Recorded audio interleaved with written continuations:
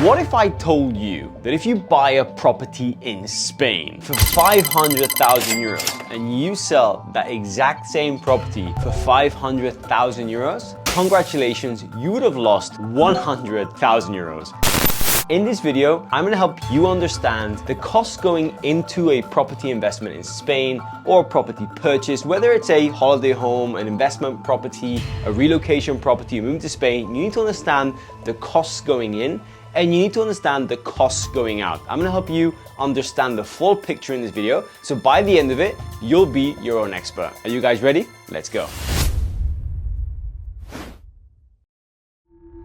Right guys, so welcome back to the High Homes channel. This is a really cool subject. We did a video a while back called Top Mistakes Buyers Make, which we'll link up here. And this is one of those mistakes. And you know, the way we produce content in Spain, in High Homes, it's all about showcasing the reality so you guys can make informed decisions when it comes to buying a property in Spain. So, this is the easy math. You buy for 500 and you sell for 500, you lose 100,000 euros. How is that possible? Well, let's go into it. First of all, in Spain, there are two kinds of property costs. You have the costs of going in, or the ingoing cost, which is purchasing a property, which we're going to go into in a little while in a lot more depth. And then you've got the cost going out. Just for those people in the comment section later, yes, I have not included running costs just to make it as simple as possible. We're just going to be talking about costs going in and costs going out.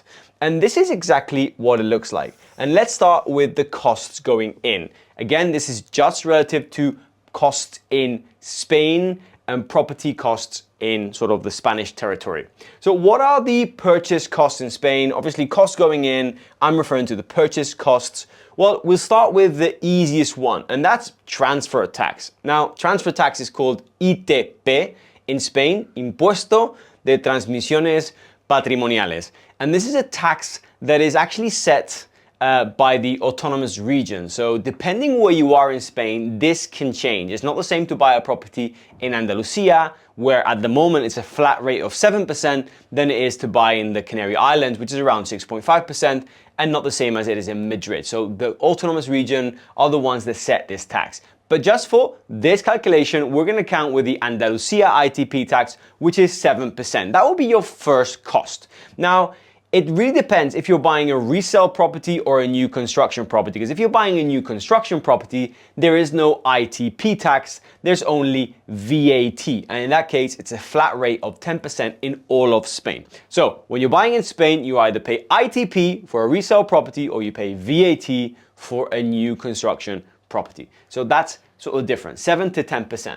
So what else do we have? Well, you're gonna want to use a lawyer for your property transaction. And this is one of the costs you don't want to save. You want to make sure that you've got someone looking into the due diligence, looking into the property, making sure there's no debts, no encumbrances, also making sure there are no urbanistic problems. So that lawyer is going to be your best friend. Lawyers in Spain normally charge 1% of the property price. So if you buy a property of 500,000 euros, you'll be paying your lawyer 5,000 euros plus VAT, so 1%, right?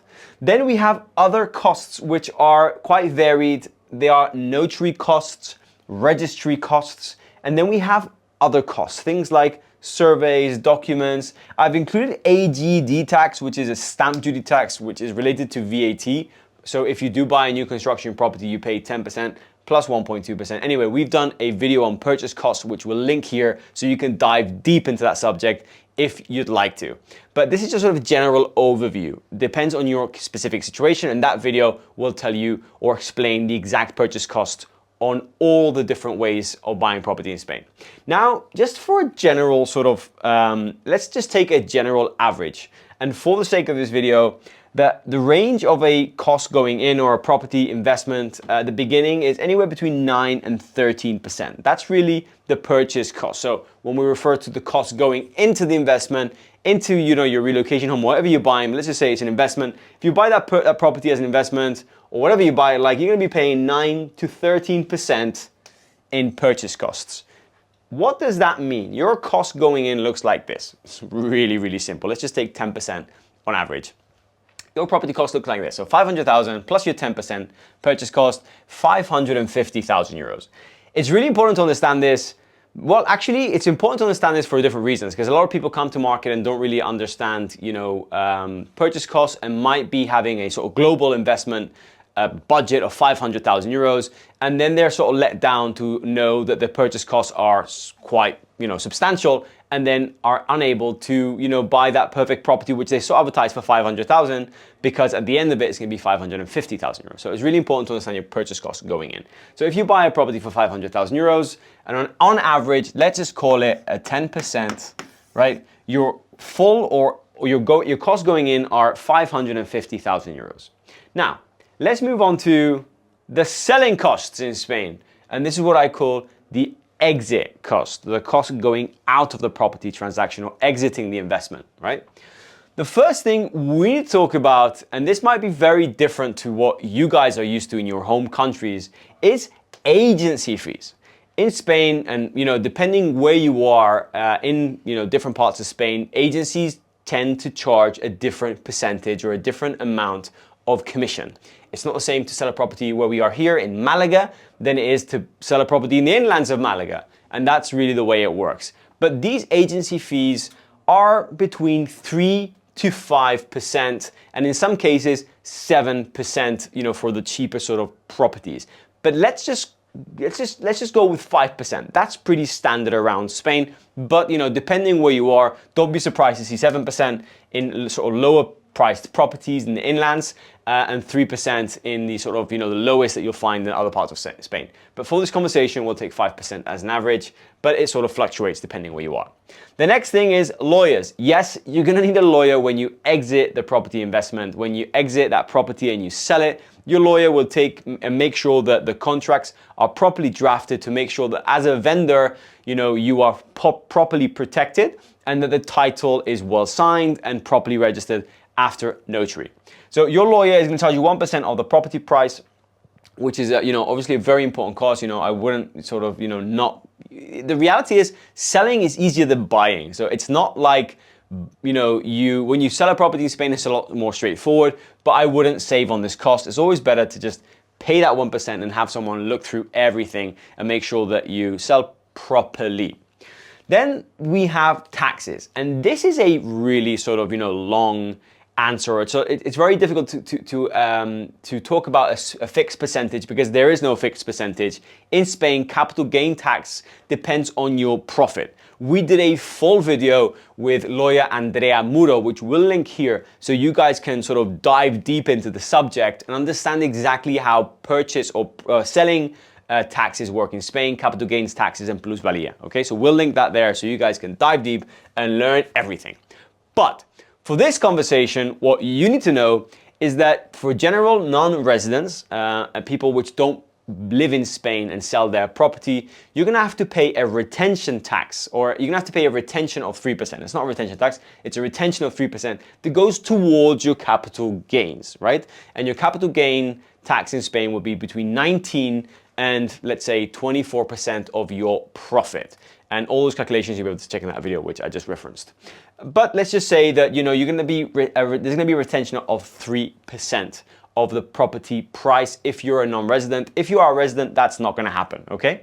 So you have other costs which are like plusvalía, which is what you pay the town hall for the incremental value of the land, and you have other things. So for example, if you have a mortgage, you have some mortgage cancellation costs, and so on and so on and so on. But let's just go with the average, and let's just say that let's round it up to 10%. It could be less, could be more, it could be 7, could be 8, but let's just go with 10%, which is quite, it's quite realistic.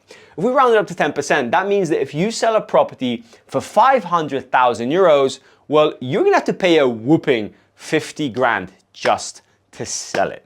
50,000 euros, which means that you sell a property for 500, your net to your pocket is 450,000 euros. Now, that's a massive difference, right? That's a massive difference to what we've seen at the beginning. So if we just look at a general overview, you buy a property for 500,000, you have 50,000 euros of property costs going in, which means that your global investment is now 550,000 euros. That's what you've paid to acquire that property. And then, you come to sell that property for 500,000 euros. You're going to have to pay the 10% we just talked about, which are the selling costs or exit costs. That means that your net will be around 450,000 euros. And that's how you lose 100,000 euros by buying a property at 500 and selling it for 500,000 euros. Isn't that absolutely crazy? And that's why we've made a list of things that you guys need to sort of understand in order to navigate the Spanish property market correctly. Let me tell you guys about some pro tips, and this is what I want to finish this video on. The tips are the following. It's understanding your costs going in and going out. That's your first tip. Before you jump into the adventure of buying a property in Spain, depending on what you're buying it, I'm not sure why you're going to be buying a property in Spain, but understands your costs going in and make sure that you have a budget. If your global budget is 500,000, well, then you're actually searching for properties around 450,000, not 500,000 euros. And that's really important. At the moment of purchasing your property, make sure that you understand your selling costs. And that's a question you need to sort of ask yourself is, okay, if I buy this property today at 500,000 euros, how much do I need to sell it for, right? In order for me to not lose money. That's a super important thing to think about, when you're buying a property. It's not just now, in 2 years or in 3 years, I might want to sell it. What will happen if I sell it in 3 years?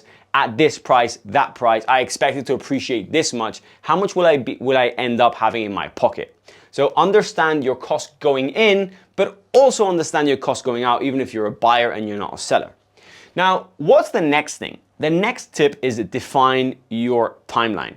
Now, defining your timeline is super important because it's not the same to buy a property and sell it the same year than it is to buy a property sort of with a long-term investment vision or a long-term sort of view on it of a 10 to 15 year. I mean, if you're buying a property for the next 10 years, your cost going in, cost going out, it's not that important compared to someone that's going to be selling in the short term. If you're going to be selling in the very, very long term, your costs going out are going to be sort of diluted and you're not going to have this sort of pronounced problem. It's going to be a bit different. Obviously, when you take into account that we live in a world where inflation rampages through Europe and most of the world, on average of 2.5%, 3% per year, and then property prices increasing on average, let's say 4 or 5% a year recently, but let's say that still slows down. You can understand more or less that if you're buying a property for the next 10 years, your cumulative market appreciation will be around, let's say 20%, whatever it is, and depending on where you're buying, of course, and that's going to sort of help make the going costs or the outgoing costs a bit less severe. So define your timeline. When am I going in and when am I going out? Because that's going to make a big difference on your sort of end balance of what you would lose or what you would earn by selling that property. Okay. Now, this is so that's that. Define your investment timeline. Really important. And if you haven't thought about a timeline, think about a timeline. The last one is calculate the appreciation needed to break even. People don't do this. People don't do this. People are, either dreaming with their relocation home, they're coming over and they go, I love this property with a pool. I can imagine my kids here and it's all emotional. Stop.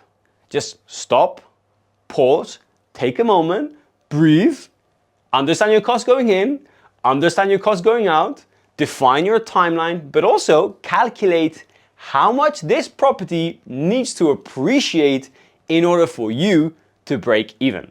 And if you think a property of 500,000 euros purchased for 500 and sold for 500 will make you lose 100, the math is pretty much this one. You need to buy at 500 and sell at 600 to break even. That is the cold reality that people don't share. Online, and real estate agents in Spain, all they talk about is appreciation. Buy this, it'll appreciate. Buy that, it'll appreciate. Fine, things do appreciate, but it's important to define your timeline, understand how much it needs to appreciate for you to not lose money. And that's why in Spain, in High Homes, we talk about two kind of property bargains. We call it a bargain, and then we call it a bargain. That's a true bargain, right? A bargain. Why? Because if you're an end buyer and you find a property in a specific market, which is, 10% below market price, that's a great deal for you as an end buyer, right? But that's not a great deal for an investor that needs a return. And as you can see, purchase costs and selling costs are quite, pronounced and quite high in Spain. So you need a bargain to be 30-40% below market price for a professional investor to make money.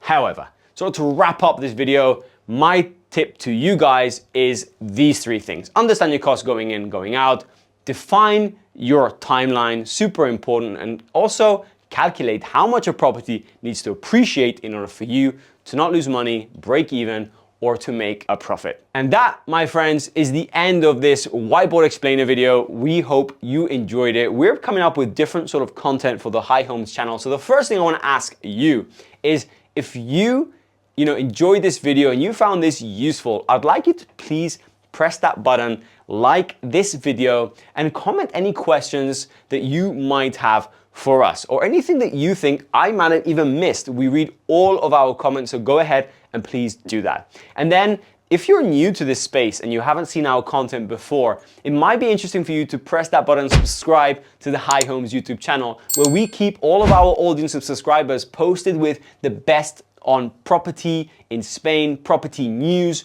real estate market in Costa del Sol, and so much more, with so many variety of playlists, from Costa Insights, where we discuss the market with our rockstar High Homes team, expert talks, where we invite some of the most amazing experts, lawyers, mayors, some of the best characters or best people in this industry to talk about different things. So if you are new to this space, press that button if you're interested to keep posted with all this amazing content that we're going to keep on delivering your way.